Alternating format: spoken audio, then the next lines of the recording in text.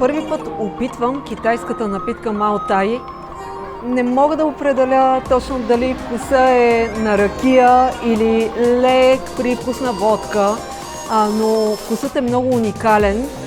Особено пък в коктейл.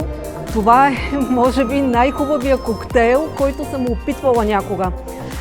Наистина много лек, много приятен, сладък, но не натрапчиво сладък, с един акцент на ананас, може би лайм, но и аромата на Мао Тай придава вероятно този уникален акцент. Ако поканя приятели някой ден, бих им показала вкуса на Мао Тай, защото съм сигурна, че ще опитат нещо различно, нещо, което никога не са опитвали. Особено като знаем, че ние българите сме ценители на ракията, китайската напитка Мао Тай много ще ви хареса.